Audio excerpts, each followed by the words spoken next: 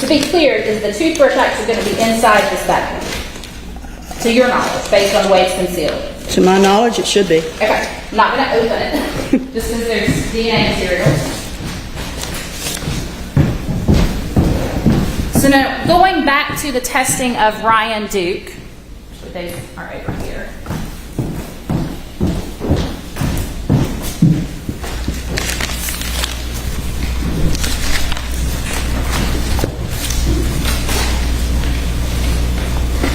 I'm going to show you what's already been entered into evidence in State's Exhibit 183 and ask you if you recognize that. Yes, I do. How do you recognize that? This is also has the barcode with the case number associated with Tara Grinstead and an item number associated with the evidence. Okay. And is this an item that you have actually seen before? Yes, it is. Okay. And have you had the ability to test what was located inside that item? Yes, I did. How do you know that you tested what was inside that item? It has my initials and the date of testing. Okay.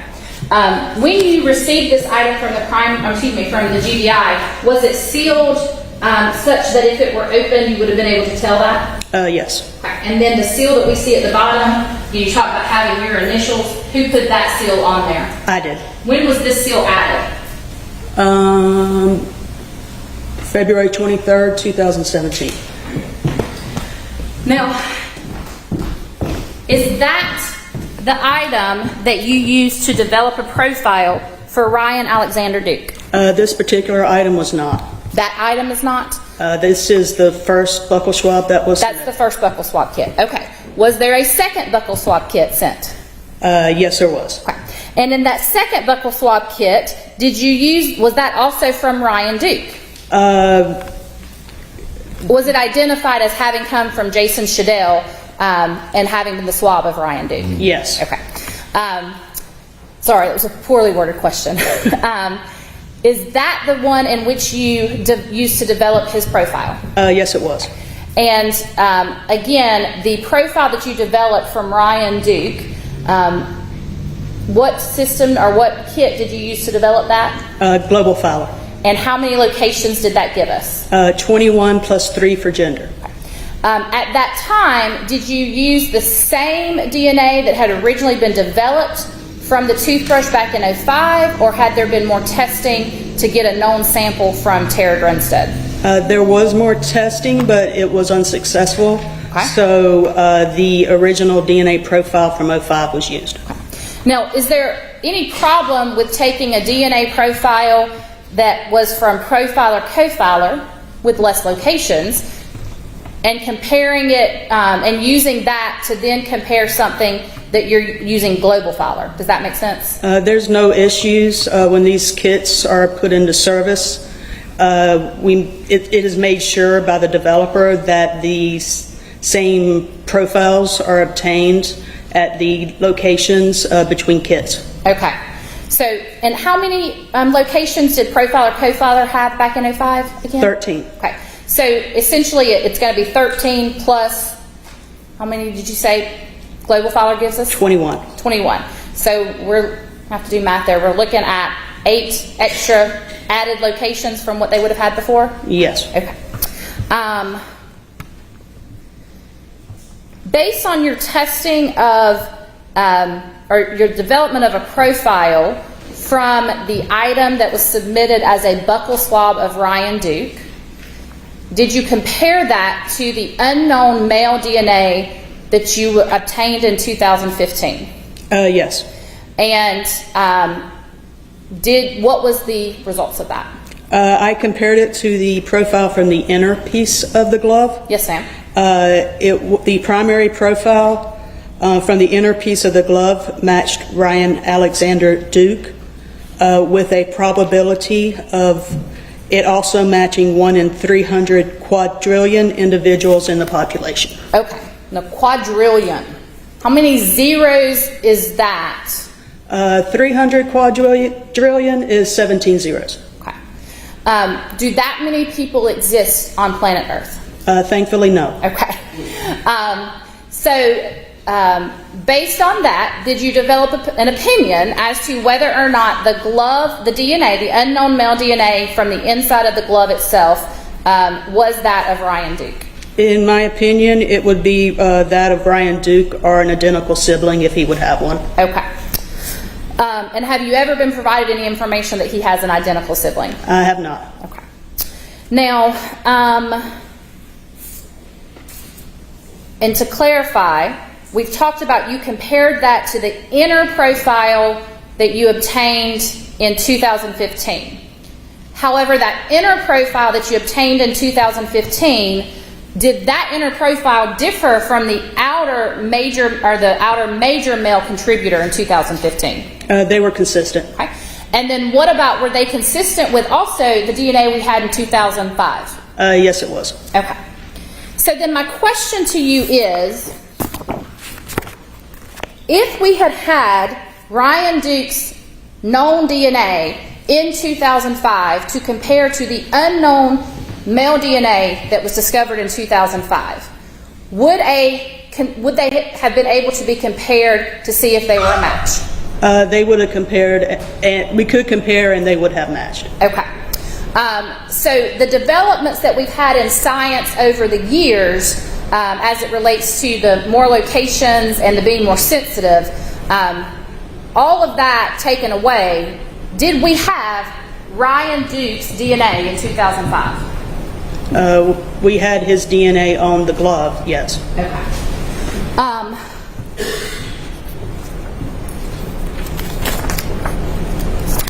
Now, I want to talk about a few other things before we come back to that glove, okay? Are you familiar with whether or not a comforter was recovered from Tara Grinstead's residence? Yes, I am. And have you ever had an occasion to actually test that comforter? Yes, I did. Additionally, in response to the defense's subpoena in this case, did you have an occasion to develop or to have to get together the case notes of prior scientists on this case? Yes. Okay. And when I say case notes, when an item comes to the crime lab, are any pictures taken to document what it looks like when it gets there? Yes, they are.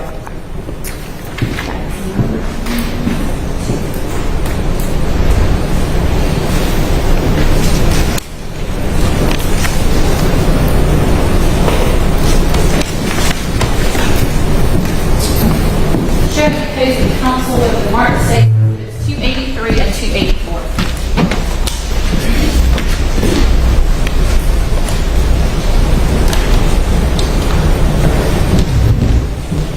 Okay, I'm going to show you first what Martin States Exhibit 283 and ask you if you recognize that. This is the item 6 comforter. Okay. And then, is it item 6 from whose case or what case? The case of Tara Grinstead. Okay. And then item 284, do you recognize what's being tested there in 284? The stain from the same comforter is being tested. Okay. Now, to be fair, the testing that we see in item 284, is that the testing you did? No. Okay. However, again, are you familiar with this picture having been in the case file of one of the other scientists? Yes. Your Honor, at this time I would tender into evidence States Exhibits 283 and 284. Any objection? Those are admitted without objection. Thank you. Now, I'm also going to show you what's already been admitted into evidence as States Exhibit 125 and ask you, sorry, if you could take a look at that for me. Having looked at, well, is there a barcode from the GBI DOFS on this? Yes, there is. And having looked at the crime lab barcode, can you tell us the item that would be located in States Exhibit 125, is that the same item that we see in States Exhibit 283? Yes. May I publish those to the jury, Judge? Sure. Okay. So again, States Exhibit 283, can you tell the jurors what they're looking at? States Exhibit 283 is the white comforter. It's GBI item 6. Okay. And then looking at State's Exhibit 284, again, can you tell the jurors what we're looking at there? Here is the same white comforter where stains are located. The 2 swabs that are shown is a presumptive test for blood. Okay. And do you know whether or not there was in fact blood found on this comforter? Based on the results of the test I see, yes, there was. Okay. Now, understanding, well, I guess let me ask this first. Did you do the original testing on that blood to determine whose blood it was? No. However, are you familiar with testing that was done on that to see whose blood it was? Yes. And in fact, in your testing of that, did you use the knowledge obtained by other scientists in order to develop a profile? Yes. And whose DNA was it, or whose blood was it on that comforter? Tara Grinstead. Are you familiar with whether or not there was any DNA or biological material found on Tara Grinstead's bed sheets?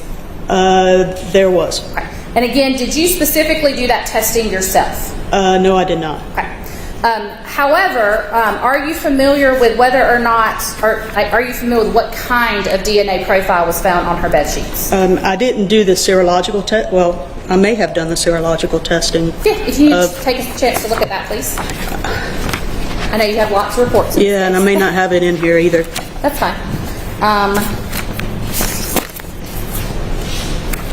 I have all of your reports. Would taking a look at your reports from that time period refresh your recollection? Definitely.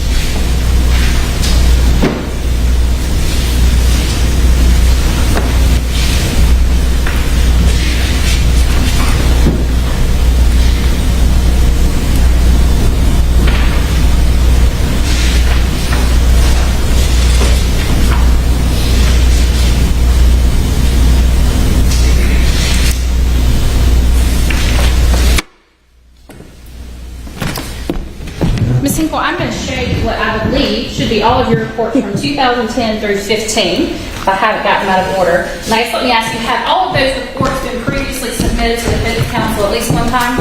At least one time. Okay.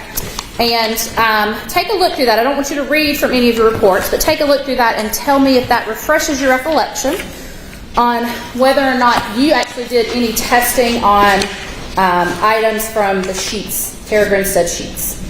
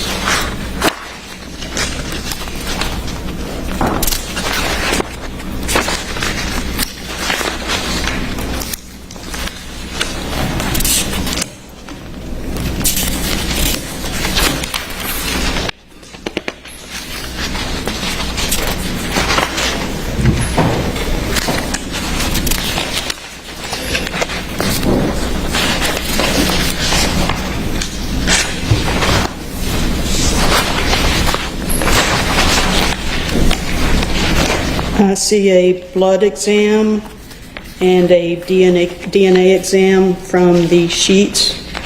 Okay. I'm looking for a semen exam, but Yes, please go ahead. I'm not able to find it. Okay. Do you know if a semen exam was ever done, however, at least by someone at the crime lab? Yes, it was. Okay. So let's talk about the examinations that you did. Was there blood found on Tara Grinstead's sheets? Yes, there was. And the blood that was found, was that separate or was it a mixture with the semen? Or excuse me, with the other biological, well, with the semen that was located on the sheets? It was a mixture. The blood that was found in that mixture, do we know whose blood that was? Tara Grinstead? Right. Yes. And prior to the defendant being arrested in 2017, had we already determined who the source of that semen was? Yes. Okay. So when the defendant was arrested in 2017, was there any reason to compare his DNA to that semen sample? No. Okay. That semen sample that you had, did it contain the profile of one or more than one male? The semen was contributed by one male. Okay. And so is there any way that if we already knew who that semen came from, is there any way it could have also been contributed by the defendant in this case? It could not. Okay. To your knowledge and your knowledge of this entire case file, was there any other biological material found on her bed sheets? Not to my knowledge. And to your knowledge and your knowledge of this case file, was there any other biological material found on her comforter other than the blood? Not to my knowledge, no. Thank you.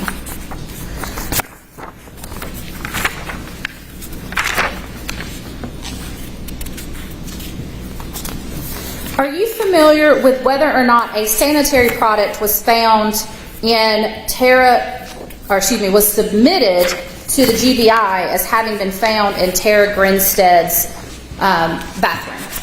Yes. Okay. Now again, to be fair, are you the one that did the testing on that tampon? No. However, did someone at the GBI compare the DNA from that tampon to the DNA that was obtained from her toothbrush? Yes. Okay. And again, in your knowledge of this case, was that tampon one that had been used by Tara Grinstead? Was it her blood? No. And I think I have one more thing to ask you about, and then we're getting close to being done.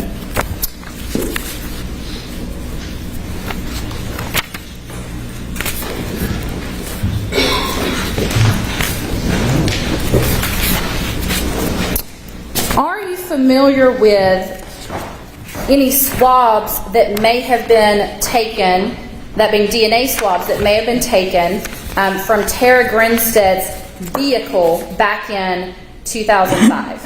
Yes. Do you know if those were submitted to the GBI for testing? Yes. Do you know if any of those were positive for blood? That being human blood. If you don't, it's okay. Okay. That's fine. So do you know or do you not know? I do not know. Okay.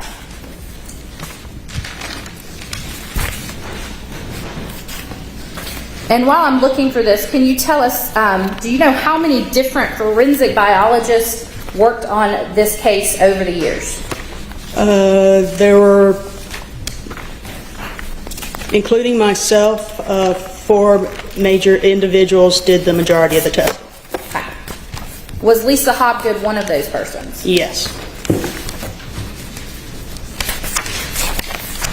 Would each of those persons who did the testing have the same or similar training and experience that you have as a forensic biologist? Yes.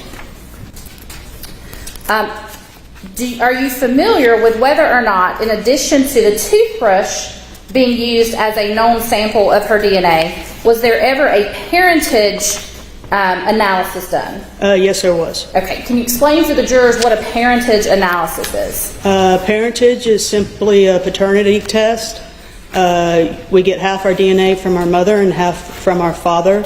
So we look along these locations that we use to compare between individuals, and half the information in the location should be consistent with information from the father. The other half should be consistent with information from the mother to have a paternity test that indicates paternity. Okay. And in this case, do you know where Tara's parents, that being Faye Grinstead and Billy Grinstead, used to determine that? Yes. Okay. That's why I couldn't find what I was looking for.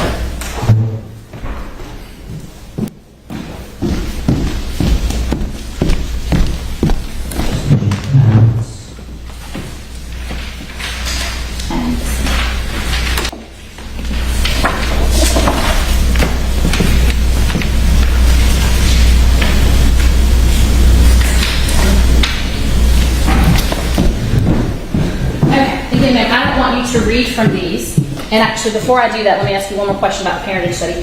Having done the parentage testing, did the GBI feel comfortable continuing to use the toothbrush DNA as a known profile of Tara Grinstead? Yes. Okay, so now moving to what I've just shown you, again, please don't read from those. Can you tell us whose results or whose paperwork are you looking at there? This is a paperwork of Lisa Hopgood. Okay. And having looked at that, does that refresh your recollection on whether or not of the swabs taken from Tara's vehicle, any of those contained blood? One of the swabbings did. Okay. And was there any further testing done on that DNA to try and determine who the source of that blood may have been? There was testing attempted. Okay. But it stopped at the quantitation step. Why would that occur? There was an insufficient amount of DNA to proceed to the next step, where we make the copies of the different locations along the DNA strand. Okay. Now I want to shift once more and go back to this third minor profile that we had talked about the glove. In 2017, when the defendant was arrested for the murder of Tara Grinstead, did the GBI have in place any testing capability to be able to determine who contributed that minor profile? No, we did not. At some point, did the GBI crime lab develop that technology, or did they come to a point where they could use technology to be able to determine the contributor of that minor profile? Yes, we did develop a technology to see if someone could have contributed the minor profile. Okay. What is the name of that technology? True allele. Now, and you said that you developed it, so let's be clear. Who is the owner or original developer, creator of True allele? That would be the cybergenetics. Okay. When I say developed, we developed a validation to use the software in our lab. Okay. And in what year did the GBI complete its validations to be able to start using the True allele process? We went online in 2018. Okay. And just to be clear, when you say you went online, you don't mean like you went on the internet, right? No. Okay. Did you actually start doing True allele testing in 2018? 18, yes. Okay. Now, prior to True allele, were there certain samples, in addition to just small, minute samples, were there other samples of DNA that a scientist could not develop profiles for because of their complexity? In general? Generally. Yes. Okay. What are some of the reasons that a scientist could not develop those profiles? What do we mean by complexity? Complex mixture, either is a number of contributors, more than just 2 or 3. We cannot determine if someone contributed we cannot break down the mixture into individual components. Okay. Also, low-level data. We do not perform mixture deconvolutions on low-level data below a certain threshold based on our validation. Also, 50-50 mixtures where individuals contributed approximately the same amount. Unless we can make an assumption that someone is there, we cannot deconvolute the mixture. Okay.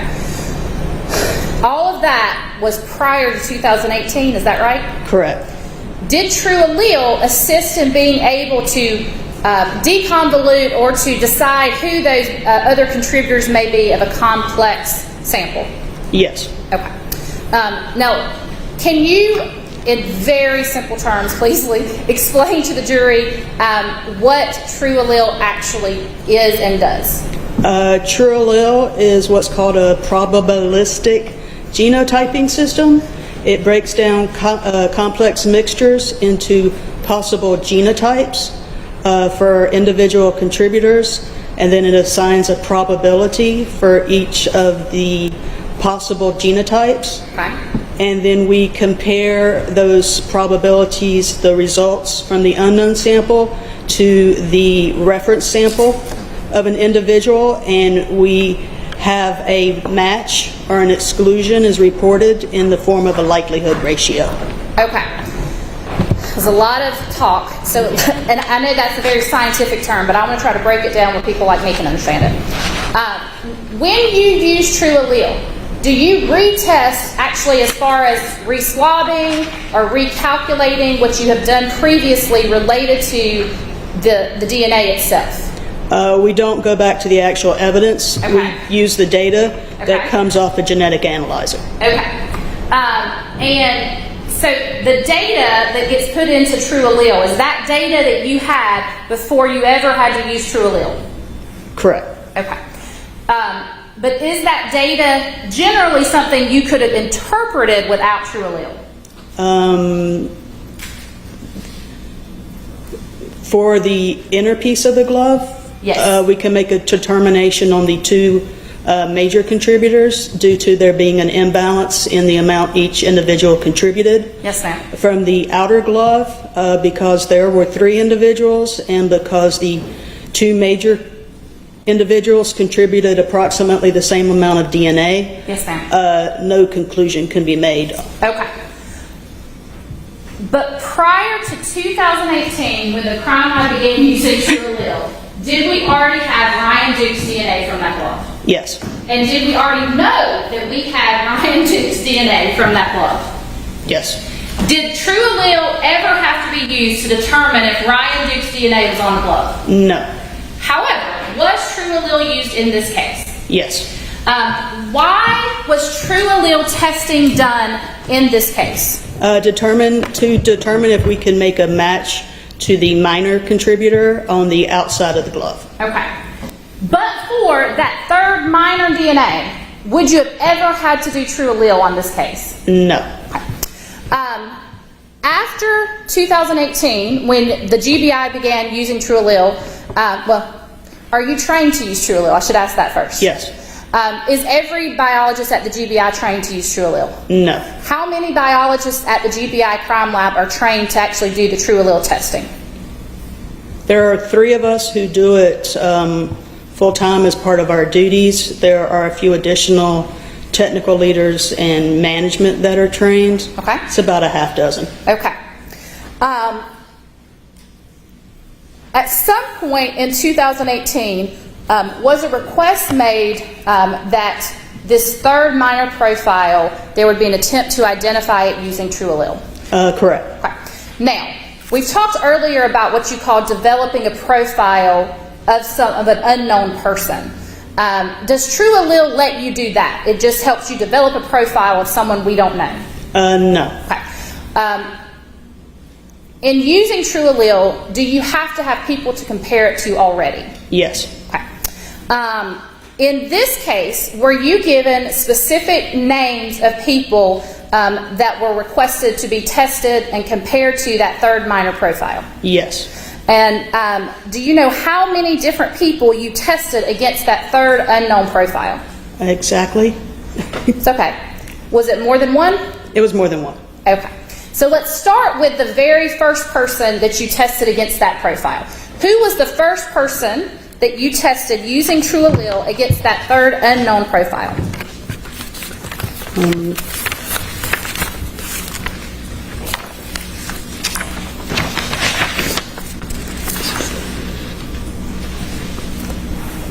And I believe it's going to be from 11/20/2018, if that helps.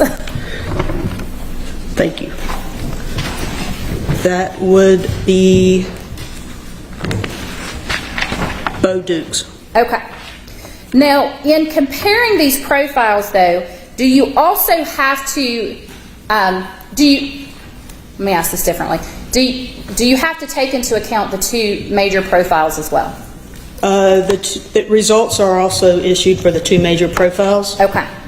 So when you're doing this comparison using True Allele, and is True Allele a separate, I guess, computer program from what you've been doing with the robot before? It's a separate computer program that's on there's a program on my desktop and a server that it communicates with. Okay. And what 3 DNAs did you use to compare, known DNAs, did you use to compare to the 3 DNA profiles from the outer portion of the glove using True Allele? Ryan Alexander Duke, Tara Grinstead, and Bo Dukes. Okay. What did you learn about whether or not Tara from True Allele, about whether or not Tara Grinstead's DNA was on the outer profile, or on the outer glove, excuse me? There was a match from Tara Grinstead, approximately 100 million times more probable than a coincidental match to an unrelated person. Okay. And that language that we've just heard you use, that it is a certain amount more probable than a coincidental match to an unrelated person in the population, is that language required as how you present your True Allele results? Yes. And is that just based on how the science works? Yes. Okay. What about Ryan Duke? What were the results when you compared the known DNA of Ryan Duke to the 3 profiles from the outer piece of the glove? There was also a match with Ryan Duke, approximately 20 billion times more probable than a coincidental match to an unrelated person. Okay. The results that you received related to Ryan Duke and Tara Grinstead, based on True Allele, were those consistent or inconsistent from the results you had already gotten back in 17? They were consistent. Okay.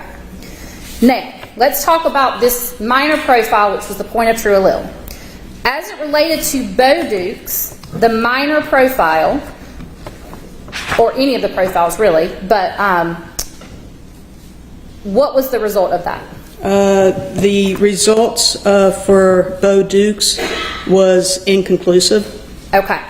And I want to go back, when we talk about Tara and Ryan, their results from True Allele, would those have been consistent with having been that third minor profile, or were those still the 2 major contributors? Those were the 2 major contributors. Okay. So when we're talking about comparing Bo Duke using True Allele, are we talking about still that minor profile? Yes. Okay.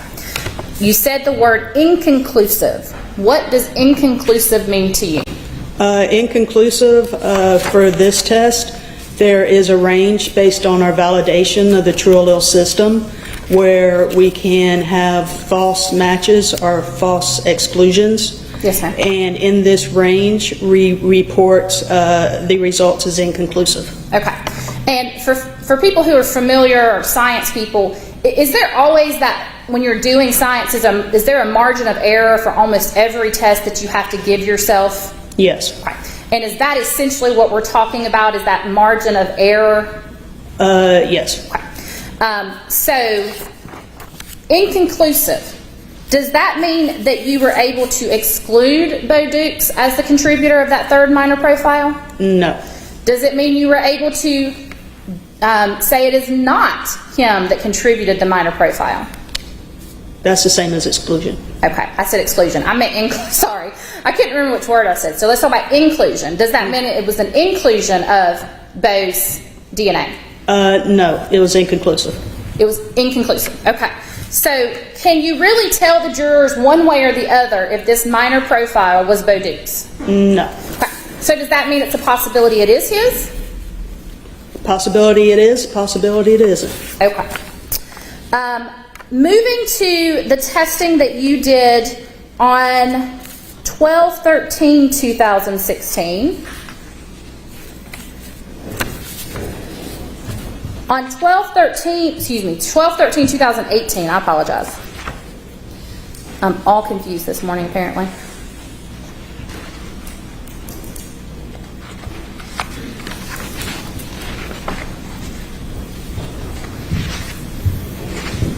And if you don't have it, I can bring it to you. Okay. You need me to? I think I have it.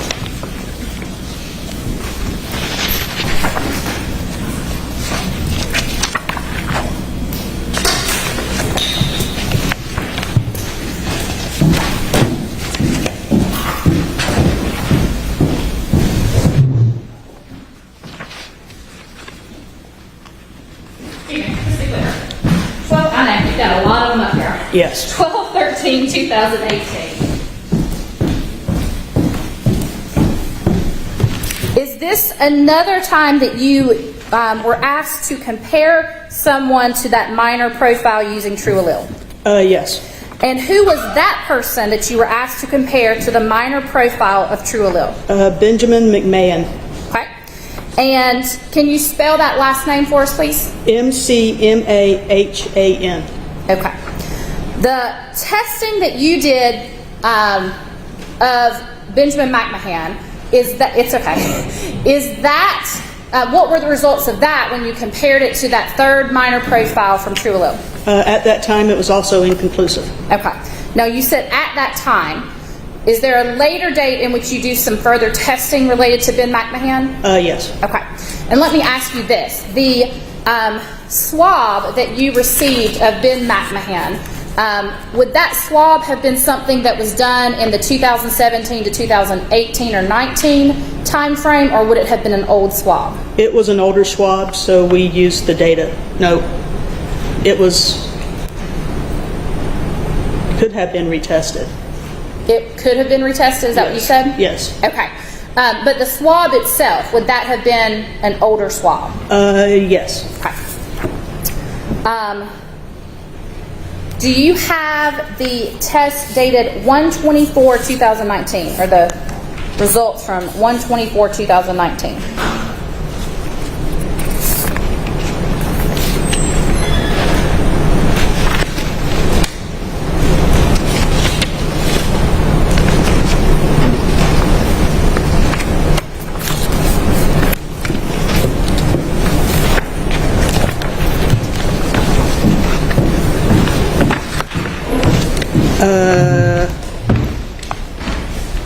I have the corrected report from 1/24/2019. I want to talk about the original report Okay. first.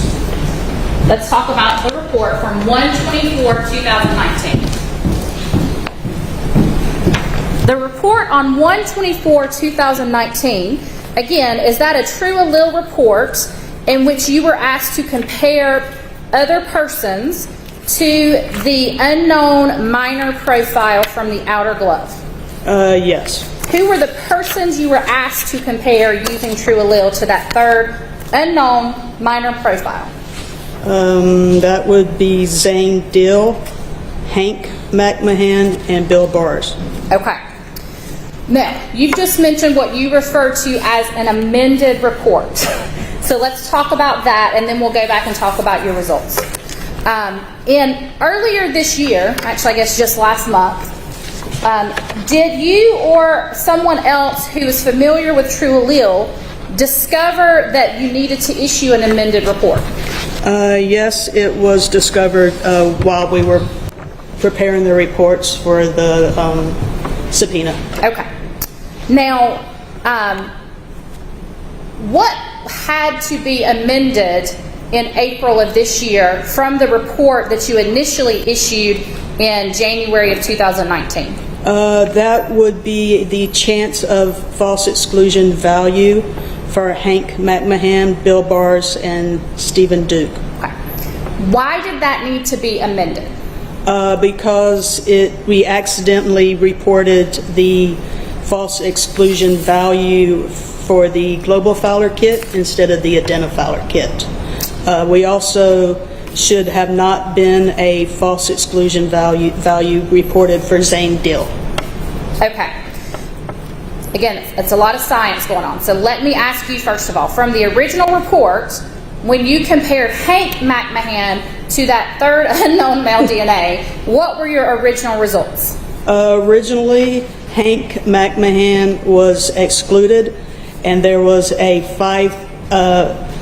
100 million times less probable than a coincidental match to an unrelated person, okay, with a 5.36% chance of a false exclusion. Okay, and when you say false exclusion, for those who may not remember it from their science classes, what does that mean?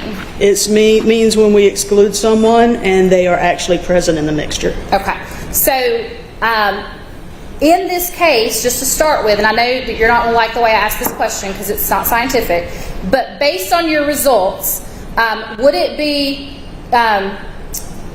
could Hank McMahon have been the contributor of that third unknown DNA? He's excluded. Okay. But there is the corrected false exclusion value, which is less than the 5.36. So what is the correct false exclusion data for Hank McMahon? It went from 5.36% chance of a false exclusion to a 1.16% chance of a false exclusion. Okay. And you mentioned earlier that did I understand you to say that you reported it using global filer kit information and you should have done the identifier kit information? The unknown sample that was tested was from the identifier kit with the 15 locations. Okay. And we had separate validations for the different kits before we put them into use on real casework, on actual casework. And the percentages that are reported are different. Gotcha. In 2018-19, when you were doing this true allele testing, with your other testing besides true allele, were you using the global filer kit? That was yes. Yes. But in 2015, when you had developed this unknown profile, which kit were you using? Identifier. Okay. So is that why you had to go back and just change those numbers because you had used a different kit to develop that profile? It was because we used the numbers that were developed for the global filer validation of true allele to report the identifier results. Okay. However, when it was corrected in April of this year, what did it actually do as it related to your exclusion of Hank McMahon as the contributor of that third unknown DNA? Hank McMahon was still excluded. Okay. It just decreased the possibility that it was a false exclusion. Okay. Looking at that same report from January of 2019, you mentioned Bill Bars. In 2019, did you compare Bill Bars' DNA to that of the unknown profile from the glove, the third minute profile from the glove, excuse me? Yes. And what were your results in what were the results that were reported in 2019? 100 million times less probable than a coincidental match to an unrelated person, with a 5.36% chance of a false exclusion. Okay, so in layman's terms, does that mean that he was excluded as contributing that third minor DNA? He was excluded with a % chance of a false exclusion. Okay. When the report was amended in April of this year, was that false exclusion rate for Bill Bars amended as well? Yes, it was. And what was that amended to? 1.16.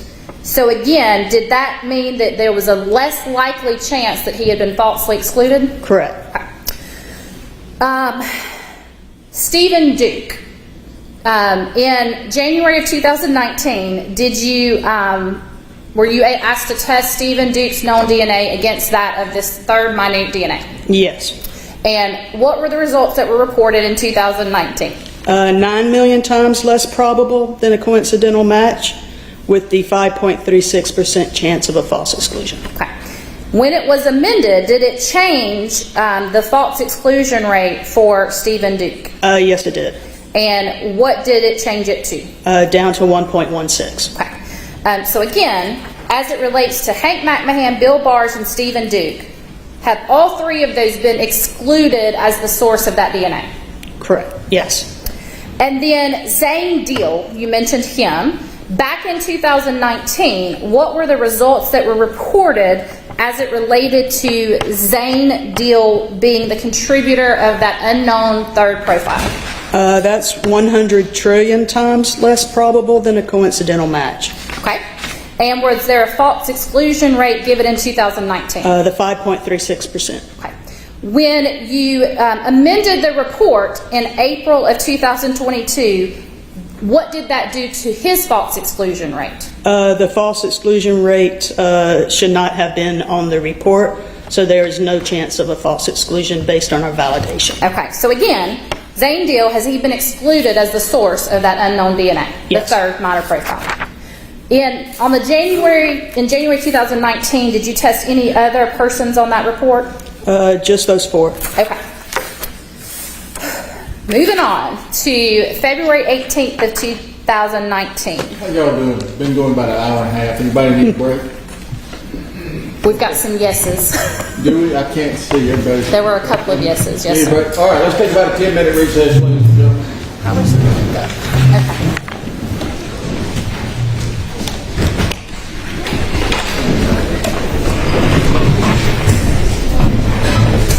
So we're going to do 218 and 225 next.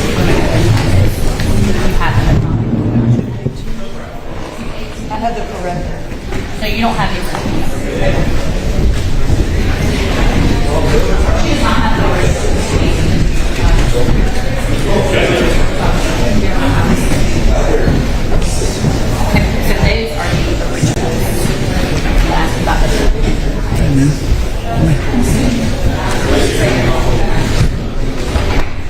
He's coming back.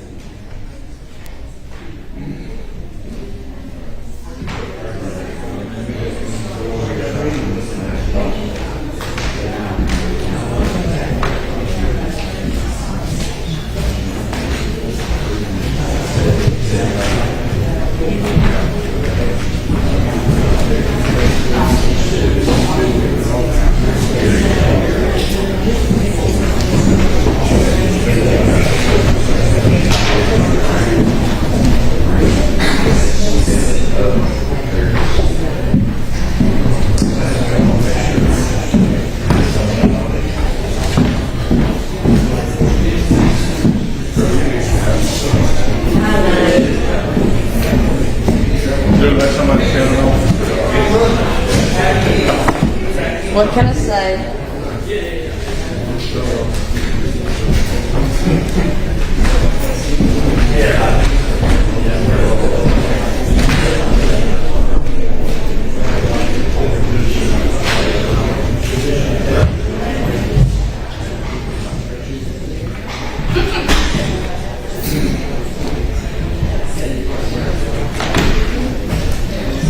Hey, good call, Sean.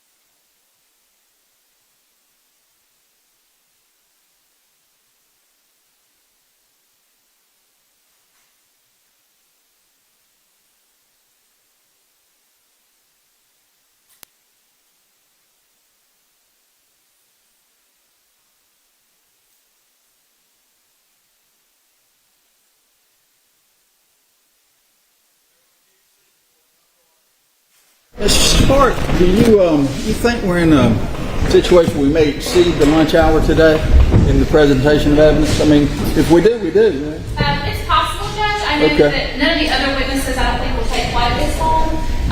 The other witness will probably be 5 minutes, or the next witness will be 5 minutes or less, and then I'm actually almost done with my verdict. Okay. All right, both sides ready for the jury? We're missing one? Yep. Y'all ready? All right. Ask the jury to join us, Ms. Watkins. Thank you.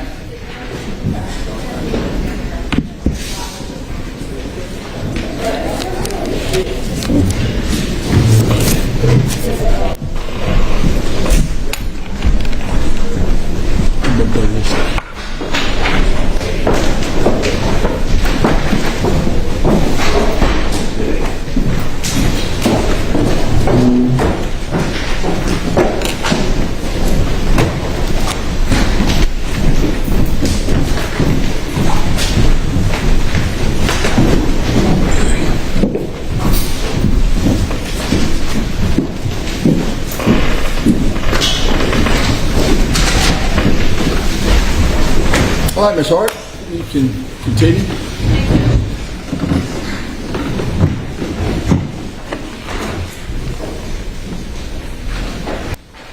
Moving on to February.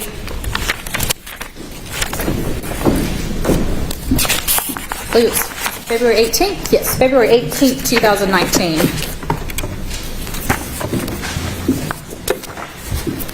On February 18th of 2019, did you conduct testing to try and determine the contributor of that minor profile? Yes. Okay. And can you tell the jury what you did specifically on February 18th of 2019? February 18th of 2019, I assumed the presence of Brian Duke on the glove in order to see if it could help improve the chance of matching or excluding an individual from that minor profile. Okay. Now, as it relates to what you said you assumed his profile, is that something that with True Allele you normally would do?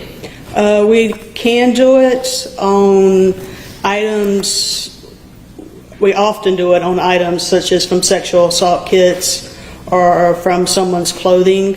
It's not often that we would do it on something like a glove. Okay. On a sexual assault kit, for instance, why would you normally assume a DNA, and whose DNA would that be?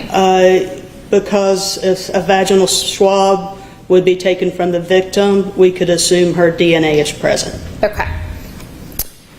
Why would you not normally make an assumption on a glove of this nature? Because it's an unknown profile. It's not an intimate item taken from an individual, so we would not assume that they are present.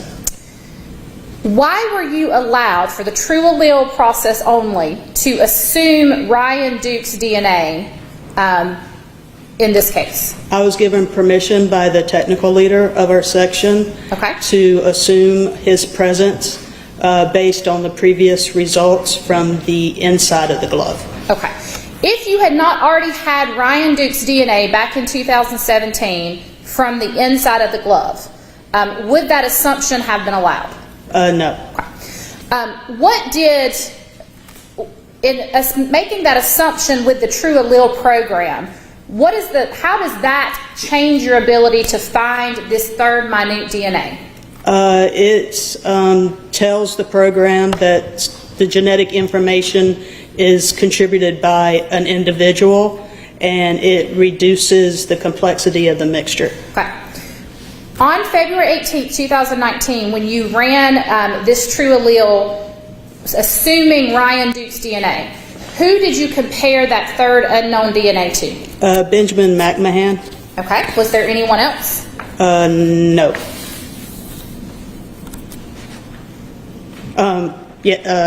And Tara Grinstead. Okay. I may be looking at the wrong report. Did you not also compare it to Bo Dukes?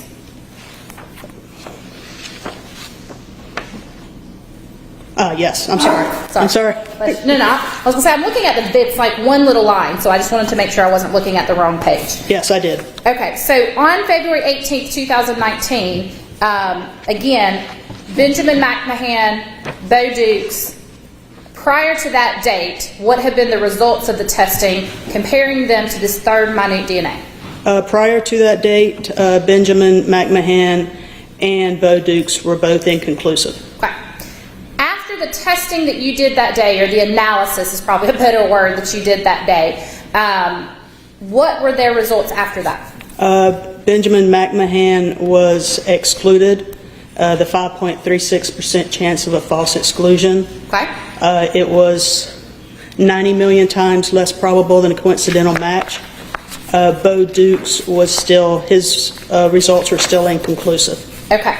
Now, did this report ever have to be amended as the January one was? Yes, it was. And tell me again why it had to be amended?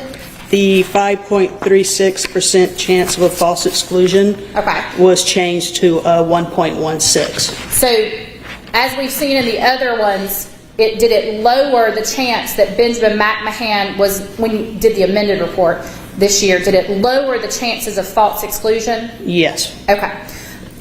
Back to, though, on February 18th of 2019, when you issued this report, what was the status of Bo Dukes compared to this third minute DNA? It was still inconclusive. And again, based on that test that you ran, can you tell this jury that Bo Dukes was not the contributor of that DNA? I cannot say that. Okay. Can you tell them he was the contributor of that DNA? I cannot say that either. Okay.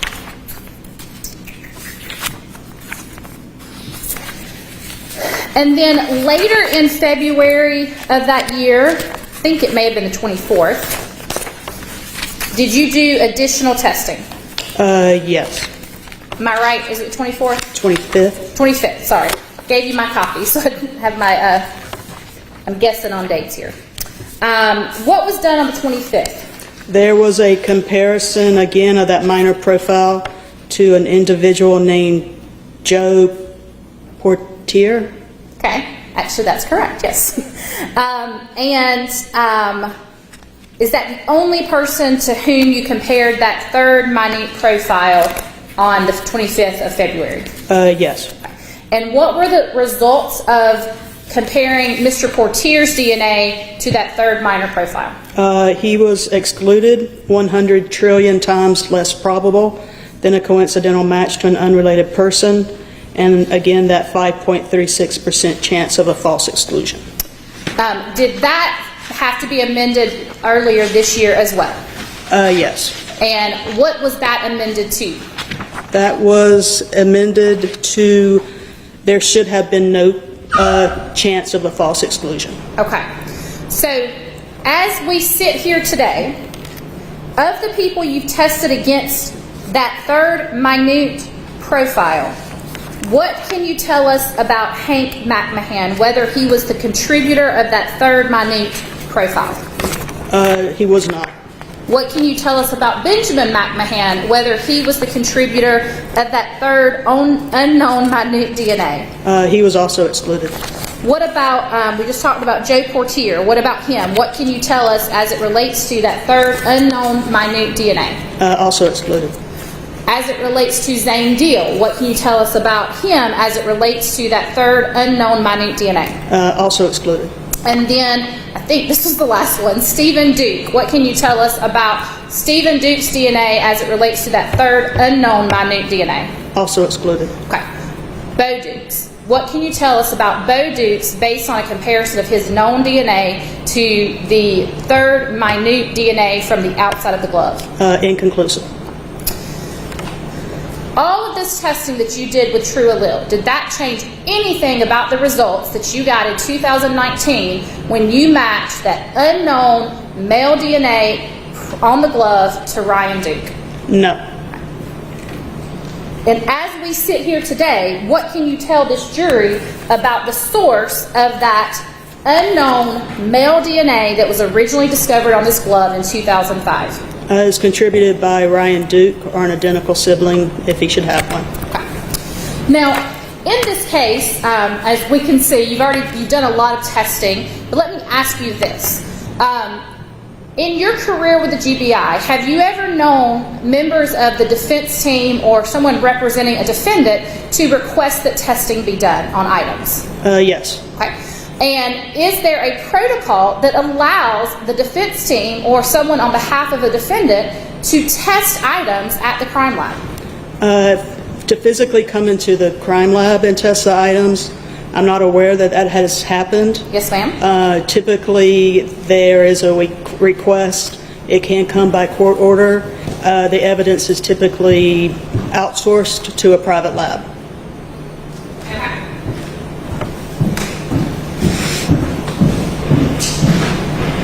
As it relates to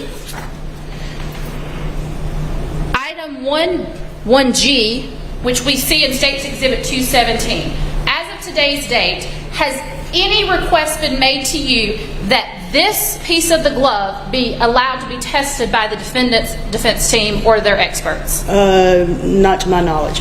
And does this piece exist? Does this actual piece I'm pointing, sorry, your screen's turned down, you can see what I'm pointing to. Does this piece of the glove still exist? To my knowledge, yes. And could it be tested and re-swabbed if someone chose to do that from the defense? Yes. If the protocols were followed, would the GBI allow this piece of the glove to be tested by an expert at an outside lab? Yes.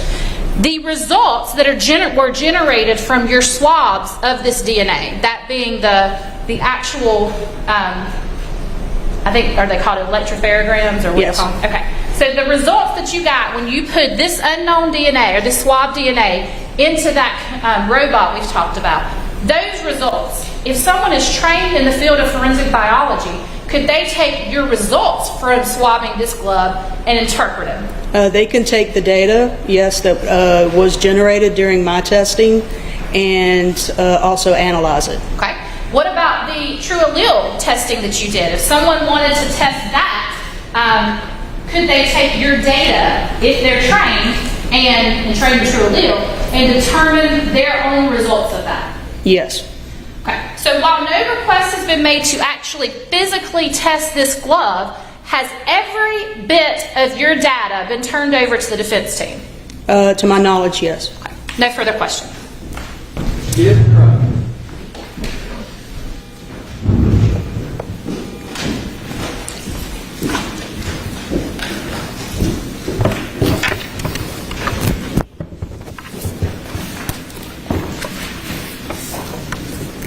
You tested 2 cigarette butts found at Ms. Grinstead's house.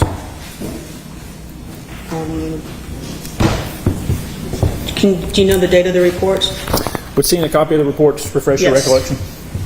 Matt, sorry.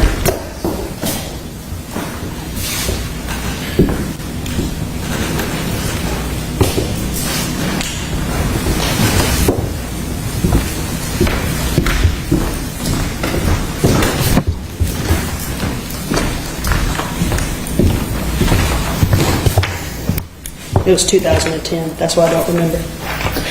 But you tested 2 cigarette butts as part of your work in this case? Yes. And you couldn't extract any quantifiable DNA from those 2 cigarette butts. Is that right? Correct.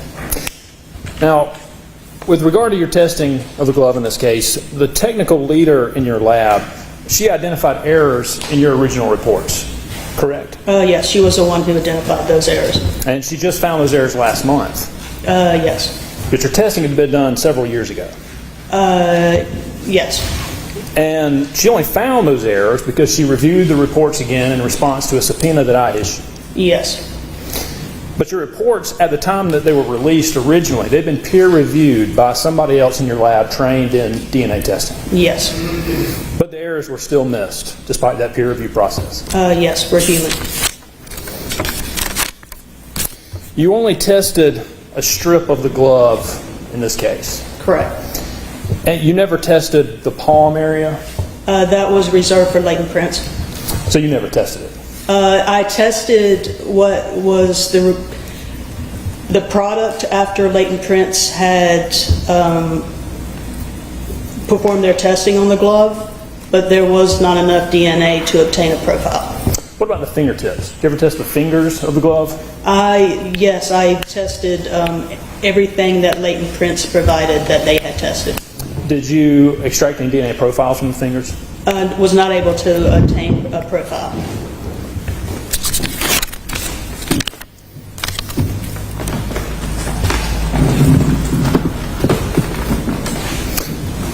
So in February 2017, you tested a strip of the glove. Correct. And you found 3 or maybe even 4 DNA profiles on the glove. On the outside of the glove, when one profile is low level, we like to say that it's at least 3 because we cannot with confidence say that the minor profile was contributed by just one individual. So it could have been 4. There could be 4 people's DNA on the glove. It could be. And in February 2017, the DNA mixture on this strip of the glove, it was too complex for you to personally analyze. On the outside of the glove, yes. But we fast forward to November 2018. And by November 2018, the GBI had this new computer software that was designed to test these complex DNA mixtures. Yes. And you retested the glove using that software. Yes. But that software couldn't exclude Bo Dukes from being a DNA contributor on the glove. Correct. Your lab has protocols and rules in place for DNA testing. Correct. And that's to ensure consistency in your testing. Yes. To ensure accuracy. Correct. You spoke to Attorney J.D. Hart in February of 2019 about the glove. Yes. During that conversation, you agreed to test the strip of the glove again. With an assumption, yes. And the point of the new testing was to try and get a different result for Bo Dukes. The point was to try to get a more accurate results by assuming one contributor. Now, the GBI has a policy for documenting conversations like that. Yes. But you chose not to document the details of that conversation with Ms. Hart. It was only suggested to her, but I would not be the one to give permission. It would have to go through management, and a manager documented the conversation. But you didn't document the conversation? No. And that was in violation of your policy? At that time, I do not know. After you spoke to Ms. Hart, you spoke to your supervisor, Cynthia Seguin? Yes. And you also spoke to one of your lab's technical leaders, Emily Smith? Correct. And the three of you decided to retest the glove again with a deviation from the GBI standard testing protocols? Yes.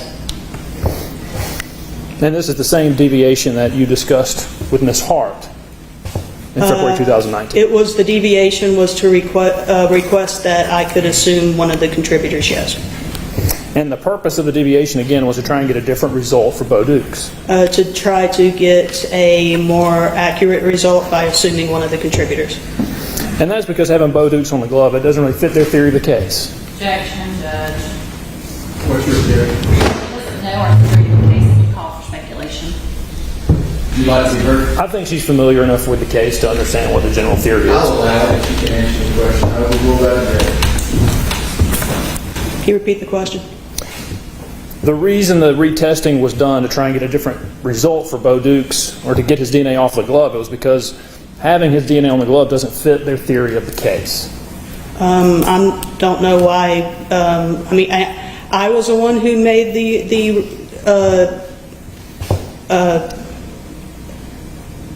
I was the one who brought up that assumption could be made. I don't know if the reason it was made was to include or exclude an individual. It was just an option. And after this conversation with Ms. Hart and your technical leader and your supervisor, you did in fact use the GBI software to reanalyze the mixture. Yes.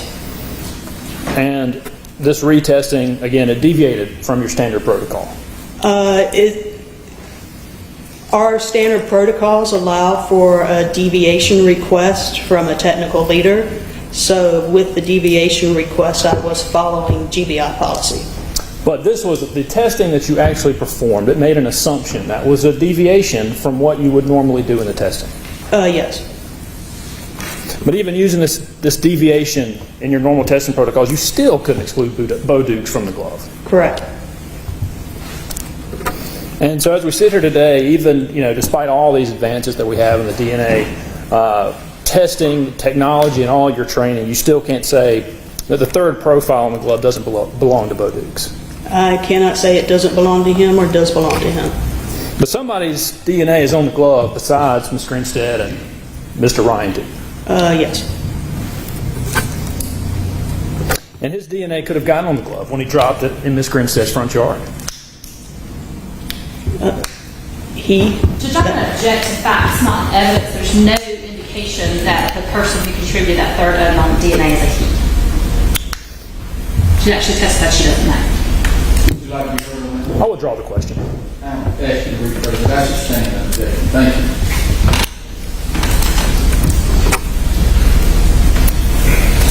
No further questions. Okay, Ms. Hart, can you redirect? Yes, I will keep it very quick.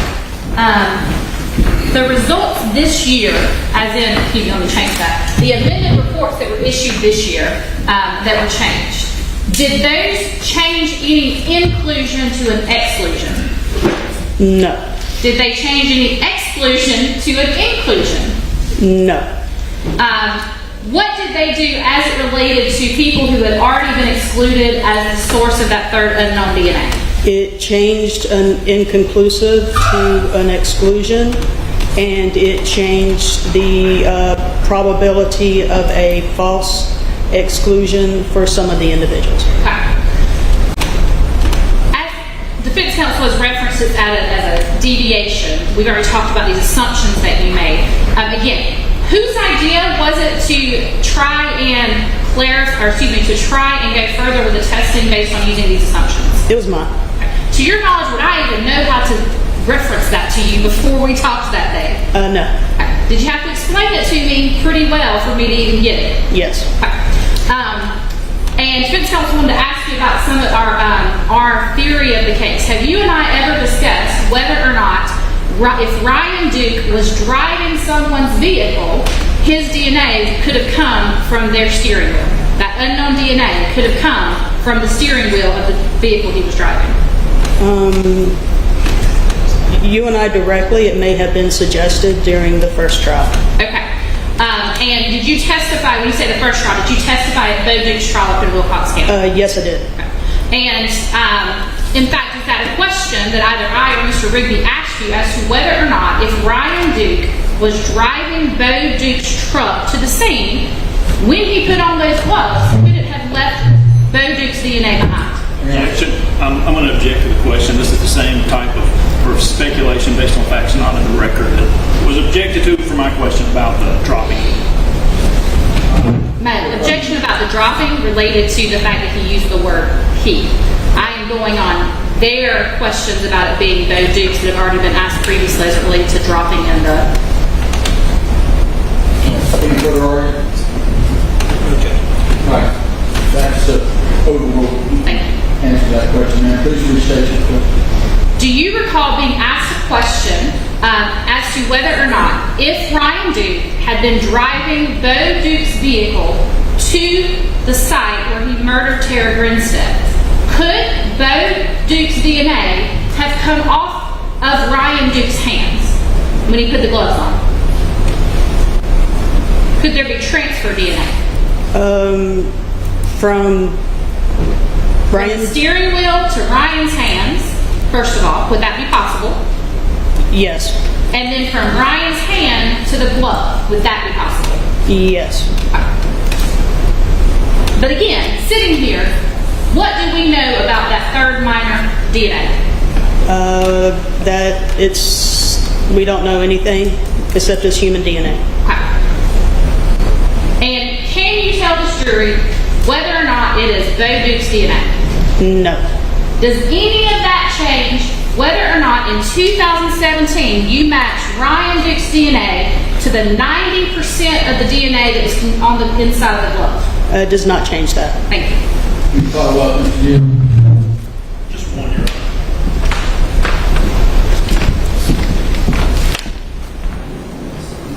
Someone's DNA has gotten on the glove. Someone's, not he. Someone's DNA has gotten on the glove and dropped it in the yard. When they drop someone's, When someone dropped the glove in the Grinstead yard, could their DNA have gotten on the glove? if they had it in their hands and weren't wearing it and dropped it, then possibly yes. Follow up, Ms. Hart. Would direct contact from touching the glove leave more or less DNA than transfer DNA would? It would be hard to say. No further questions. You done? All right, Ms. Eagle, thank you for your testimony. Any reason she shouldn't be excused and excluded from the rule? No, sir, we don't should be excused to go home or back to work and excluded from the rules of order. Thank you, Mr. Gill. All right, Ms. Eagle, thank you for Thank your you, sir. testimony. You're excused. You can stay, go whatever you'd like to do. You're excused from the rule of sequestration as well. Thank you, ma'am. Call your next witness, please. Second call, Darren Meadows. Mr. Meadows.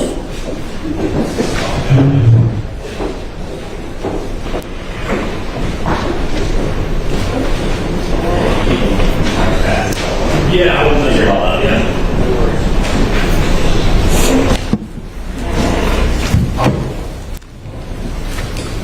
You gonna use that projector on this? I will, Your Honor, yes. Set that up for us, Ms. Watkins. Thank you.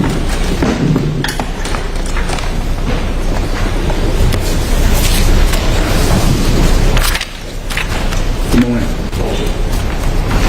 Mr. Meadows, if you'll come around right here, please, before you're seated, I'm going to ask you to raise your right hand.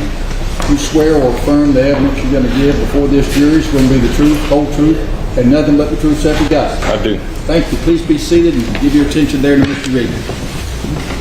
Good morning, sir. If you'll introduce yourself to the jurors, please. Hey, I'm Lieutenant Darren Meadows. I work with the Houston County Sheriff's Office. And Mr. Meadows, if you'll spell your first and last name for the court, please, sir. DARINNEADOWS. And Mr. Meadows, how are you employed in what capacity with the Houston County Sheriff's Office? I'm a lieutenant. I'm currently assigned to the Juvenile Investigations Division, where I manage an office of investigators and we handle child abuse and child exploitation cases in that office. I want to direct your attention back to 2005. In 2005, were you asked to download some computers and phone records in regards to the case involving the disappearance of Tara Grinstead? Yes, sir, I was. And in what capacity, what were your job responsibilities regarding cell phone downloads for Houston County back in 2005? Same as they are today. I was the only person qualified to do that. I've been involved with digital forensics for over 20 years, and so that was part of my job at that point, and I was asked by the GBI to assist them in pulling data from those devices. Now, when you said the experience to do digital forensics, will you tell the jury what you mean by digital forensics, please? Well, it's basically obtaining data from any type of digital device. Most people think these days they're cell phones, home computers, laptops, but we also I'm able to pull information from vehicles, thumb drives, tablets, anything like that. So we pull the data from the device. Depending on what type of device it is, it may, you don't do a cell phone the same way you do a hard drive, but and then you use special software to then analyze the data to pull out information that you need relevant to whatever your investigation is. Now, Lieutenant Meadows, if you will give the jury the benefit of your training experience to allow you to do that job as a digital forensic analyst, please. Well, like I said, I've been doing this for over 20 years. I've been to thousands of hours of training in digital forensics and high-tech crime investigations. I currently hold 8 certifications in different digital forensic aspects. I've testified as an expert witness in superior courts throughout the state of Georgia on more than 25 occasions. And like I said, I've processed in thousands of digital devices in my career. That's just I would consider Mr. Meadows as an expert in digital forensics. Any objections, any qualifications in that regard, or board aye? No, Your Honor. Okay, thank you. Ladies and gentlemen, the latest expert witness is now tendered and accepted by the court in Lieutenant Meadows' area of expertise of digital forensic. Treat his testimony just as you would any other witness. Thank you. Go ahead, Mr. Rodriguez. Thank you, Your Honor. Now, Lieutenant Meadows, I want to direct your attention back to 2005. I believe you were asked to download 4 items, is that correct, belonging to Ms. Grinstead? Belonging to or in use by her, yes. And what were those items you were asked to download? 2 computers that my understanding were recovered from her home, a work computer, and then a personal cell phone. Okay. We'll show you.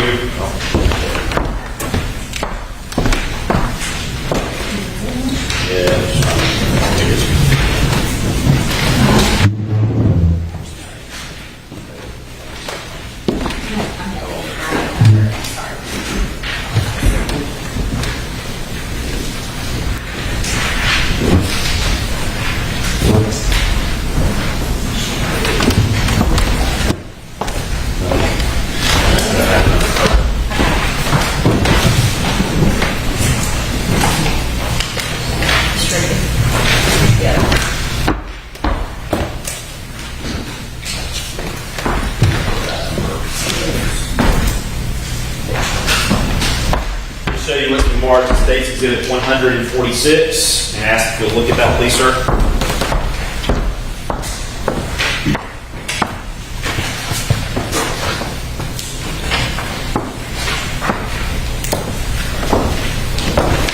Yes, sir. Are you familiar with State's 146? Yes, sir. And what is State's 146? This would have been the part of the reporting from those computers that I examined in this case. Regarding, are you able to, is that a true and accurate copy of the reporting computers that you examined? Yes, sir, it appears to be so. Judge, this time I would State's Exhibit 146. Any objection? No, Your Honor. Thank you. State's 146 is admitted without objection.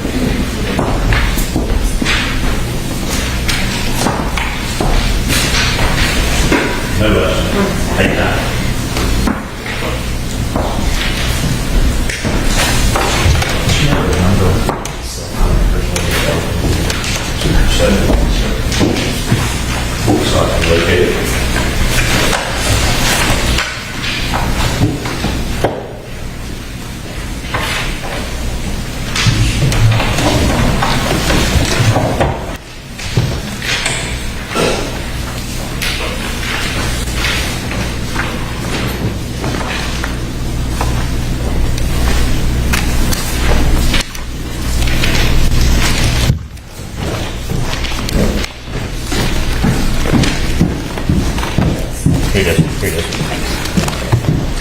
show you what's been previously introduced evidence in State's Exhibit 147 and ask if you'll look at that, please, sir.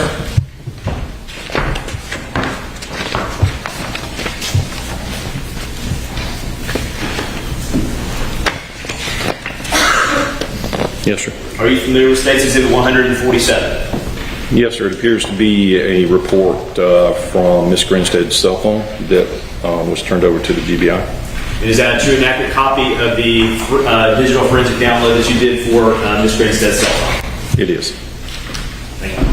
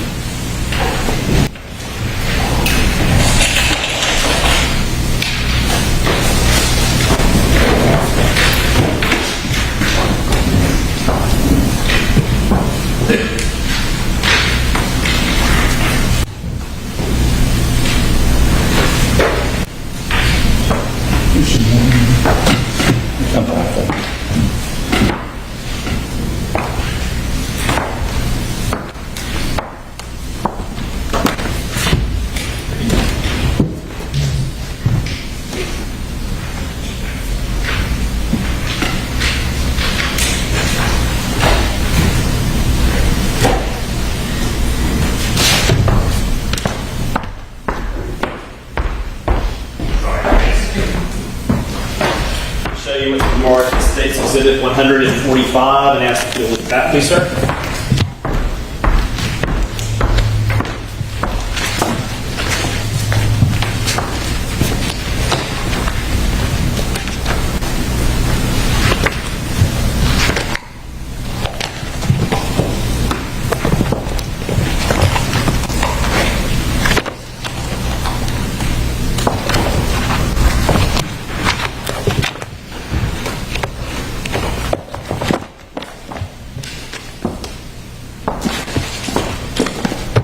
This appears to be the reports that I generated from the examination of Ms. Grinstead's computer.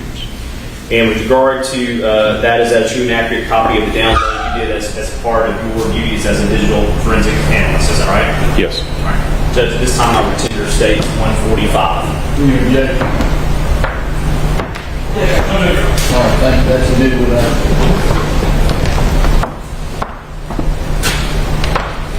I have nothing further, Mr. Meadows.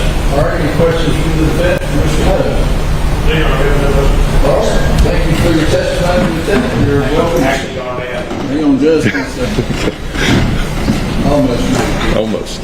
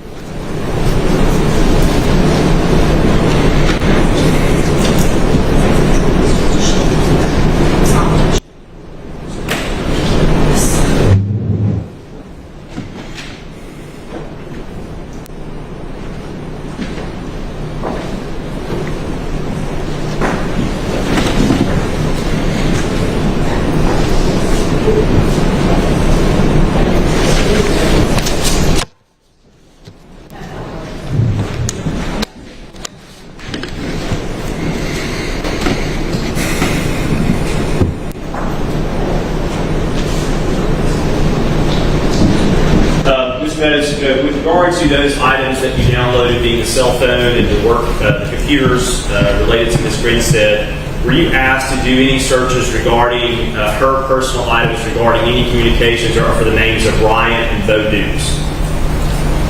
On these items? Yes, sir.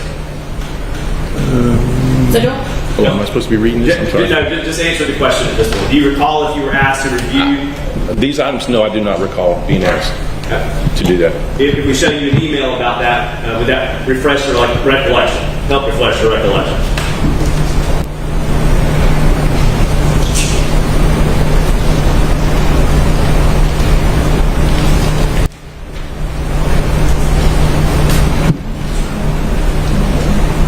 Sure.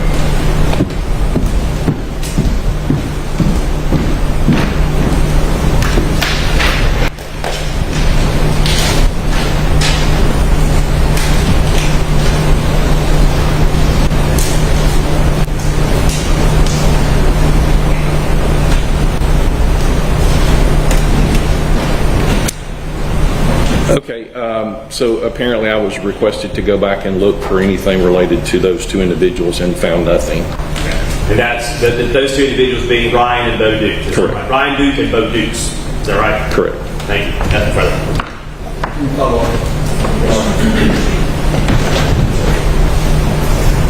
Anything further for Lieutenant Meadows? Not from the statement. All right, made it this time. Thank you, sir. Appreciate Have a it. good weekend. Call your next witness, please. The state called Dr. Alice Goody.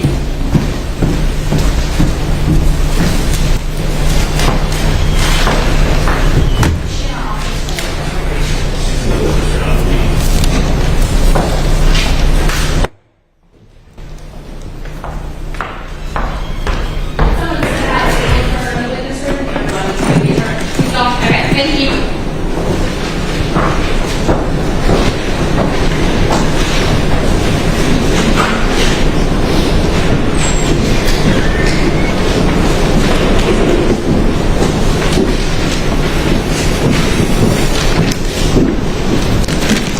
Morning.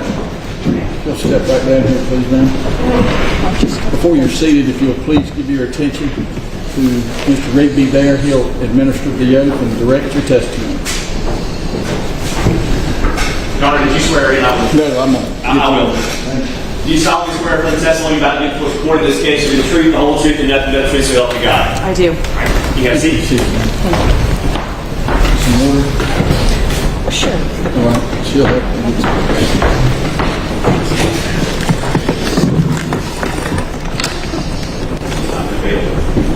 Y'all will be able to see. Okay. Good, thank you. Sorry. If you'll introduce yourself to the jury, please, ma'am. Hi, my name is Dr. Alice Gooding. I'm a forensic anthropologist for the state of Georgia at large. And if you'll spell your first and last name for the court. It's Alice, A-L-I-C-E, last name Gooding, G-O-O-D-I-N-G. And when you introduce yourself, you said that you were a forensic anthropologist. If you will tell us what a forensic anthropologist is, please. I use the human skeleton to figure out who someone was and what happened to them based on the bones that are present in front of me. Now, if you will give the jury the benefit of your education and experience that allow you to do your job as a forensic anthropologist, please, ma'am. I received my bachelor's in anthropology from Occidental College, my master's in archaeological resource management from the University of Georgia, my PhD from the University of Tennessee, and I've been awarded a diplomate of the American Board of Forensic Anthropologists. And currently, are you a professor somewhere? I am a professor of anthropology at Kennesaw State University. And what courses do you teach at Kennesaw State University? I teach basic human osteology, which would be the bones. I teach anatomy, laboratory and forensic anthropology, and a field or excavation methods in forensic anthropology. And with regard to forensic anthropology, are you also associated with the Georgia Bureau of Investigation in some manner? That's correct. I serve as a forensic anthropological consultant for all counties that are served by the state of Georgia. And how long have you been doing that part of the job as well? Since approximately 2016. Now, with regard to that, have you also testified about in courts of law in the state about what you do as a forensic anthropologist? Yes, I have. And with regard to being a forensic anthropologist, what is the term clandestine grave recovery? Are you familiar with that term first? I am. And tell the jury what that means, please. That means the identification of where human remains may be in a location that they're not supposed to be, and then the recovery of those remains, say in a wooded area, outside of a home, anywhere that you would not normally expect to find human remains. And in the course of your time as a forensic anthropologist, have you participated in clandestine grave recovery sites? Yes, I have. You know, how many times have you done that? Probably close to 20, but many more is possible as well. Okay.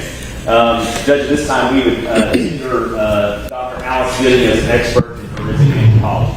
No objection. No objection. All right, ladies and gentlemen, our latest expert witness, of course, is Dr. Gooding here in her field of forensic anthropology. Thank you. Thank you, Your Honor. Now, Dr. Gooding, I want to direct your attention back to February of 2017, where you asked to assist the GBI in a clandestine grave recovery in Ben Hill County. Yes, I was. And you recall being associated with Todd Crosby? Is that the agent you kind of coordinated with? That was the requesting agent. Now, when you came to a location in Ben Hill County, did you meet with the GBI there at that location? I did. And what was the purpose of you coming to that location in Ben Hill County? To serve as a consultant to help identify the possibility of remains being present. When you arrived there at that location, what was your responsibility, and what were you having the GBI agents do? On the first day that we arrived, there was a site that had already been identified as possibly having human remains. My job was to excavate that site, determine if it was positive for any remains or anything of evidentiary value. And on that day, we did not find any human remains at that first site. Now, with regard to that, human remains, I guess there's a comparison to be made between human and something else. Is that right? That's correct. And what would the something else be? In this case, it was a cow bone. All right. So you, on that particular day, you discovered cow bones. That's correct. But no bones of human origin found on that first site. Is that right? Correct. Now, did you come back to that location or the same general area, but do a different dig site on a different day? Yes, on a different day, I believe it was the 28th of February, we arrived at the same address, but a different site on the property had been identified. With regard to this second location or this different site, what were the instructions there for that day, and what did you go? What was the purpose of doing that day? Upon arrival, Agent Crosby and his team had identified an area of interest. I was asked to excavate and determine, again, whether any human remains were visible at this site or present at this site. And you used the term earlier about excavating. Was the excavating done at this particular site as well? Yes, it was. And for all of us, myself included, tell me what excavating means exactly. From an anthropology perspective, we use hand tools like trowels rather than a bulldozer. So it's not excavation in terms of construction, it's excavation using hand tools. We move down through the ground from the top layer that you walk on all the way to the deepest layer of soil that is what we call sterile, or meaning that it doesn't have anything of evidentiary value in it. And so is that how you know how deep to kind of dig in the ground? Is that what you're looking for? That's correct, to get to that sterile soil. All right, and so was that done in this location? It was. I'm going to show you a series of photographs. Those being exhibits 212, 209, 218, and 214. I apologize for the numbers being kind of askew, but 212, 209, 218, and 214.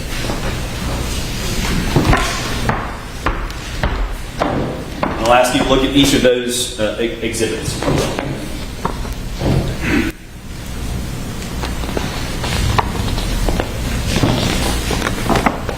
Are you familiar with what's shown in each of those photographs? I am. And generally, what do each of those photographs show? These photographs depict the second site of excavation that I had just described. And do they truly and accurately depict the excavation site, that second excavation site, as you saw it that day in February 2017? They do. Judge, at this time I would tender State's Exhibit 212, 209, 218, and 214. Any objection? Thank you. Those are admitted without objection. Thank you.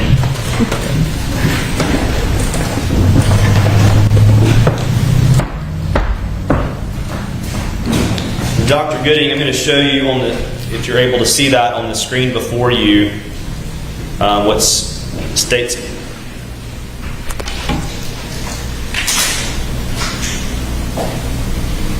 Exhibit 212. Are you able to see that on that screen? I am. Judge, if I may have Dr. Gooding come down here so that we can use points of reference. I'm just sitting right there to that. Yeah.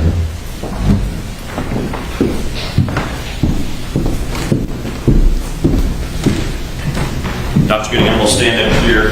But with this particular photograph, if you will describe, and remember you have to project your voice over there, but if you'll describe for us kind of what we're seeing in this photograph and point out anything that you feel like you need to. This photograph is depicting the quadrants of a grid that we set up over an area that we wanted to dig in. It's typical to set up the strings like this that you see and then label with letters or numbers each one of those stringed areas so you can keep track of what's coming out of each area and document it. Now with regard to each area, is that where you have the strings going in those directions? That's correct. I'm going to show you State's Exhibit 209, and if you'll tell me what we're looking at here, please. If you can see on your screen, this is a close-up of some of those stringed off areas. There's a darkened spot above the letters G and F, and that darkened area is indicative of a stain in the soil, and that stain is of interest from an archaeological perspective that there's something there that is not normal for that soil. Now, with regard to each of these letters, tell us about what each of those letters stand for. Each letter labels that quadrant or that stringed off area individually. So, for example, the letter G, anything that comes out of that unit would be labeled letter G, and then an item number, and then perhaps the level or the depth of the soil that it came out of. So it helps us keep track. All right, I'm showing you State's Exhibit 218. This is a chunk of soil out of that area. You can see a darkened coloration to the top portion of it. That's indicative of burning, which gave us an indication that we needed to dig in that area. And State's Exhibit 214. This is myself and another anthropologist examining osseous or material that's made out of bone that had come out of one of these units. Any material that was bone was kept separate from other non-bone material and examined on its own at a separate table by myself. Thank you, y'all. Thank you. Take your seat. I'll have you come back down in a minute.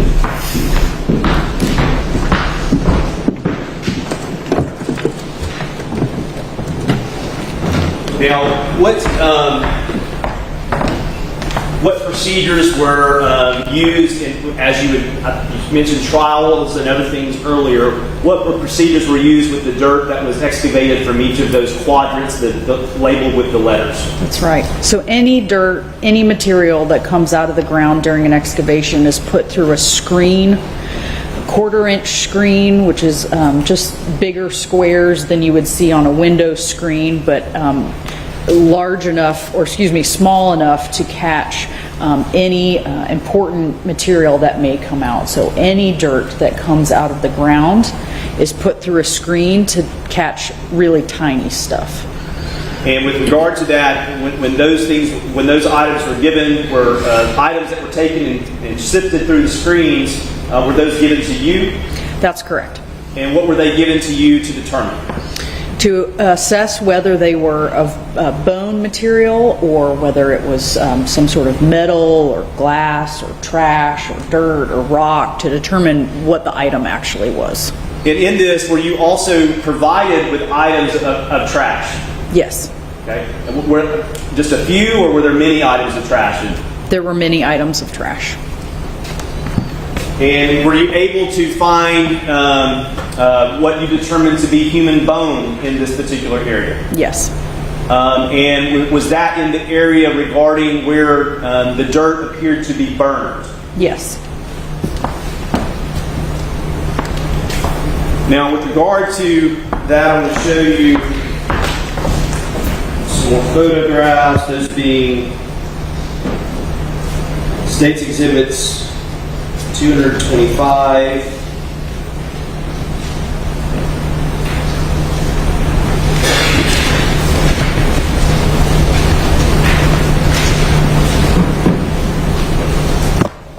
Through 234, and ask if you look at each of those, please, ma'am.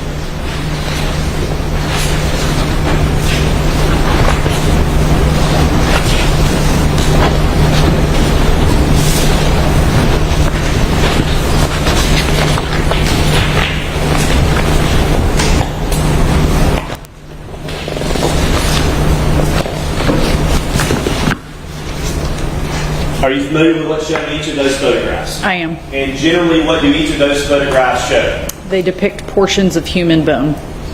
Now, and with regard to this human bone, are these pictures of human bone what was found there at that excavation site as you previously described? That's correct. And did they truly and accurately depict the human bone as you saw it there that was recovered from that site? Yes.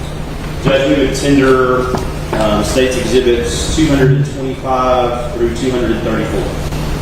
Thank you, Mr. Gibb. Further to committee without objection, States 225 through 234 inclusive. I'm going to show you another series of photographs, Dr. Gooding, that being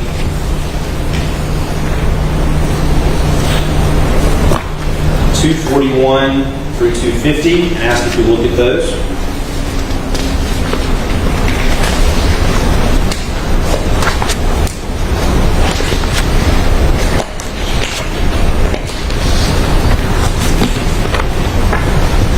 Are you familiar with what's shown in each of those photographs? I am. Do each of those, what do each of those photographs depict? These are additional fragments of human bone. And these fragments of human bone also found at that clandestine grave recovery site as you previously described? Yes. And do each of those truly and accurately depict the human bone as recovered from that site? They do. So at this time, I would tender State's Exhibits 241 through 250. Thank you. Those are admitted without objection, 241 through 250. Actually, Judge, I think I misstated this. 241, 242, 243, 244, and it skips to 249 and 250. I'm trying not to do that, but I did. Thank you. And then the next grouping of numbers I think I've got together is I'm going to show you State's Exhibits 260, 261, 262, and 263, and ask if you look at those.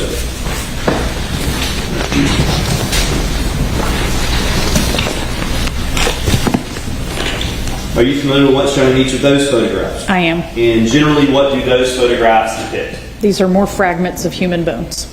And these fragments of human bones also found and recovered there from the clandestine grave recovery site as you previously described. They are. Judge, at this time we would tender State's Exhibits 260 through 263. No objection. It's just for efficiency. We won't object to any of these photos. Okay. Well, Judge, in that case, then, they've been previously shown to counsel and they do not object, so I would go ahead and tender State's Exhibits 267, 268, 269, 270, 271, 272, 274, and 275. All right, those are all admitted without objection. Thank you. And just for clarification purposes, Dr. Gooding, for the record, 267, 268, 269, 270, 71, 72, 274, 275, if you'll take a look at those, please.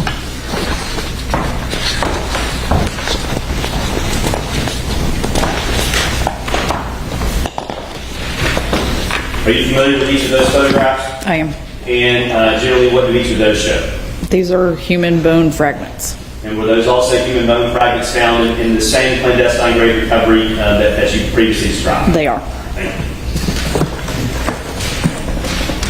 I think we can let you sit there for these, and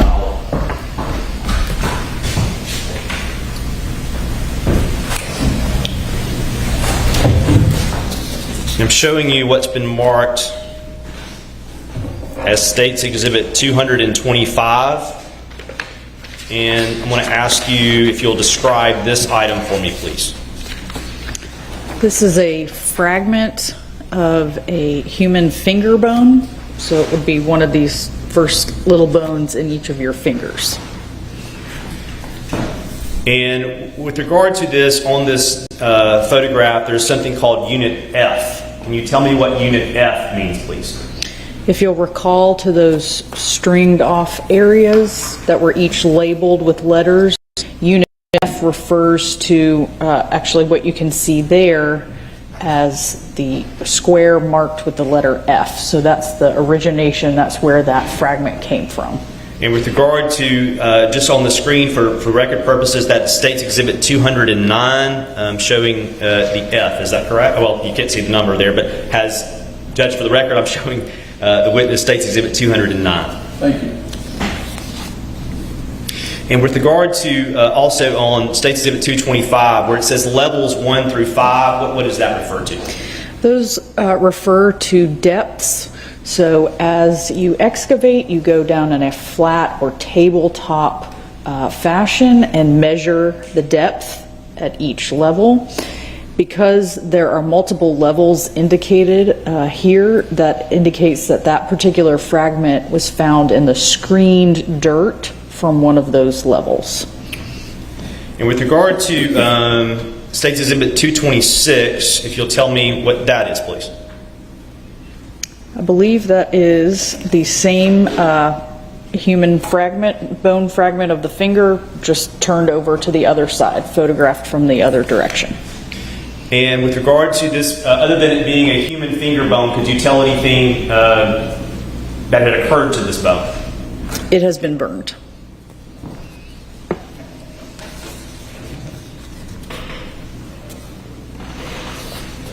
In State's Exhibit 227,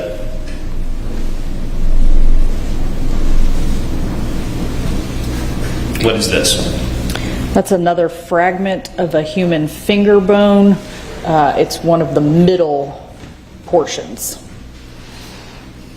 In State's Exhibit 228, that's the same bone fragment, just flipped over to photograph from the other side.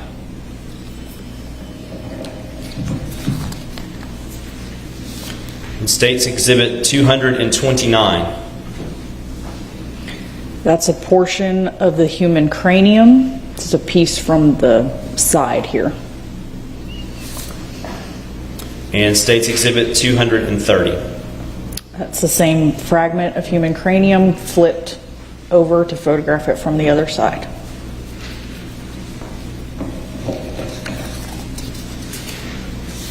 State's Exhibit 231.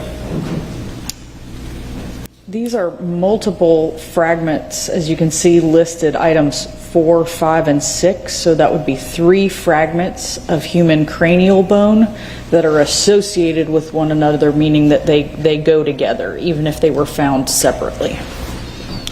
And State's Exhibit 232. Those are the same fragments held together, flipped over.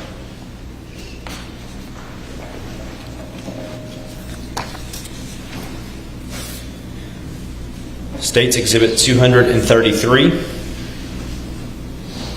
This would be another set of human cranial bones. 3 pieces, as you can see, items 7, 8, 9, that are associated with one another. And State's Exhibit 234. Those are the same cranial fragments flipped over.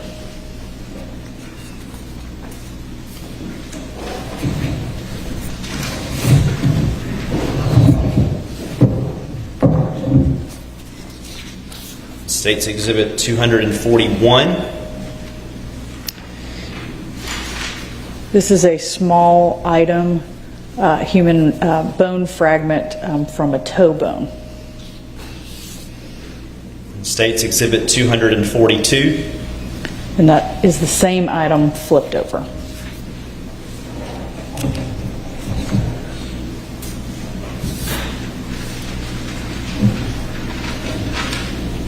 And State's Exhibit 243.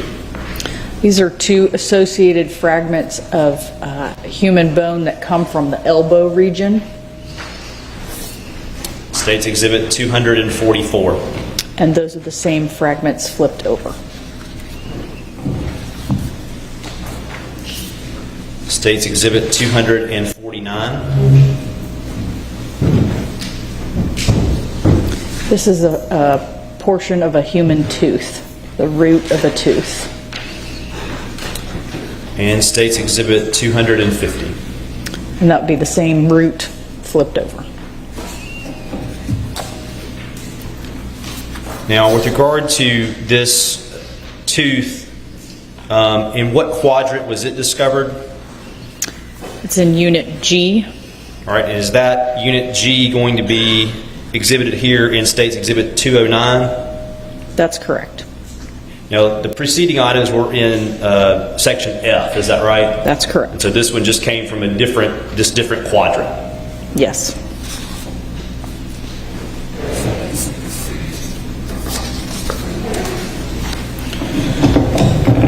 Showing you State's Exhibit 267. That is a portion, another small fragment of human cranium. And State's Exhibit 268. If you'll forgive me, I believe that is a portion of human vertebra on the prior one. 267? Yes.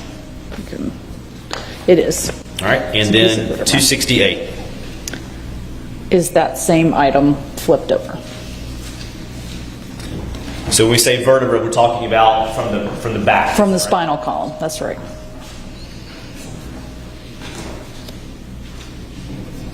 And that item also has a different unit location, is that right? Looks like Unit J, which would be another one of those stringed off areas. All right, you may not can see on this, but are you able to see Unit J on Exhibit 209? Or Quadrant J, I should say? I can't see it on that photo, but it's in the top left corner. So I'm going to show it to you on the screen again, and you described it as the top left corner. Is that this area where I'm pointing it at this correct. time? Yes.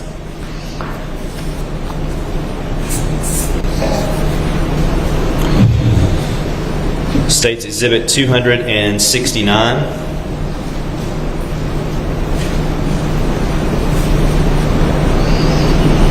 That's another piece of human vertebra.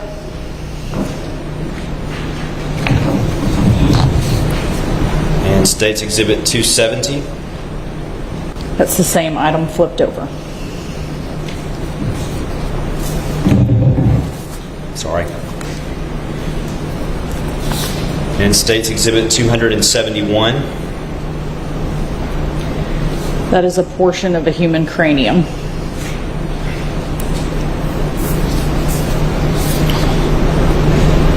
States Exhibit 272. And that's the same piece flipped over. Now, these items that we've been talking about have a different unit. What unit is this? This is J.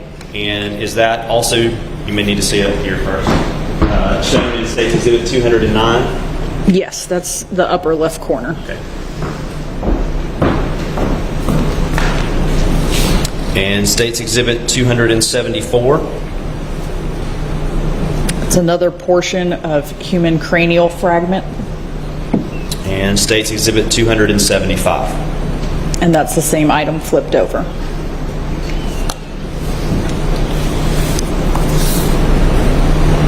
Showing you State's Exhibit 260. This is another human tooth, a piece of a human tooth. 261. And that's the same item flipped over. 262. That's another human tooth, a portion of a human tooth. 263.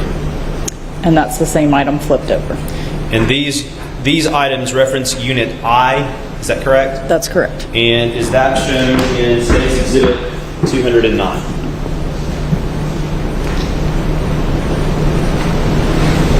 Yes, that's in the top right corner.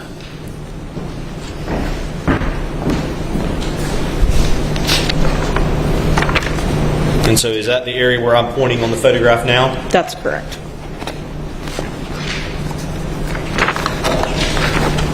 Now, with regard to each of these human bones that you have described or you see pictures about, were you able to tell anything that had happened to those bones?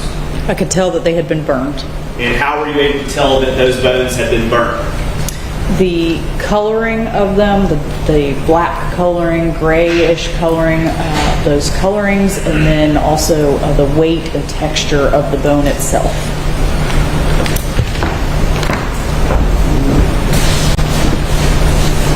With regard to those bones that were located there at the site, how many different fragments of bone did you find there at that location? I actually don't Human bone, I guess I should say. approximately 20 fragments of bone that could be identified positively as human bone. Okay. And were there other ones that you couldn't positively identify as human bone?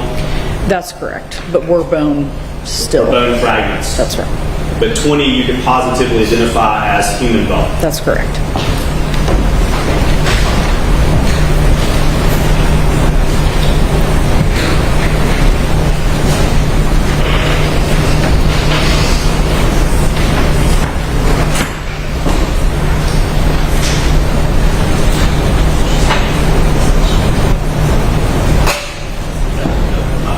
Now, with regard to these human bones that you found, were you able to tell if they were from one person or multiple persons? I calculated a minimum of one individual because there were no duplicate elements, meaning there was nothing that you would have more than one of in your own body. Now here. I'm a teacher, I can scream if you need me to. And in addition to that, were you able to determine whether this was an adult or a child? These remains were consistent with an adult. Thank you.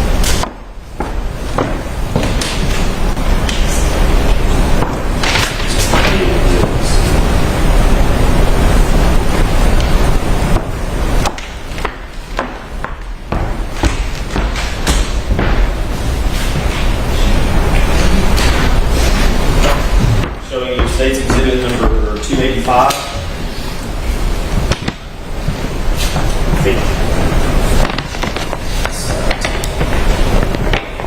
Are you familiar with this exhibit? Can you go look inside? Yes, I'm not familiar. That's not my handwriting.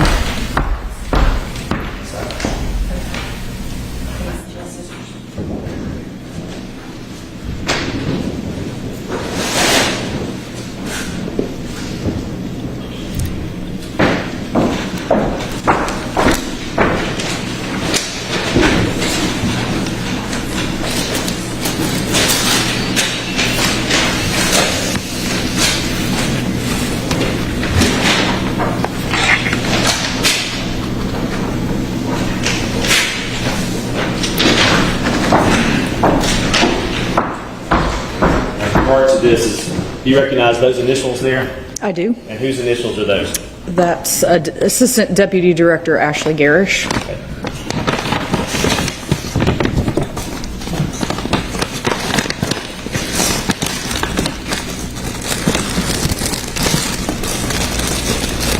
Now you're able to see what's in those items.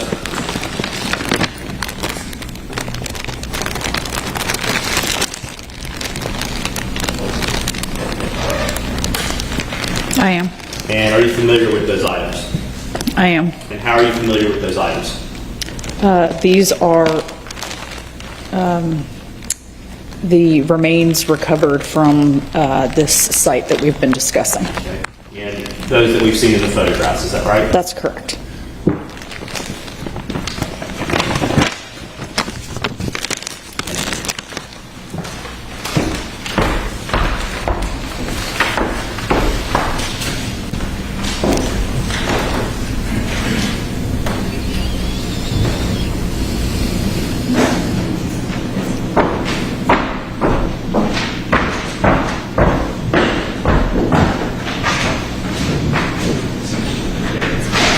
This is my Chamber Safety Exhibit 285. Admitted without objection, thank you. I have nothing further. Any questions, Mr. Gibbs? I will be exceeding the truth. All of the work that was performed in this case was done on materials recovered from Ben Hill County, Georgia. That's correct. And your work in this case found no evidence that Ms. Grinstead had been assaulted prior to her death. I'm not sure that these remains have been identified as Miss Grinstead, so I can't answer that question. Did your work on the remains, the bones that you found, they found no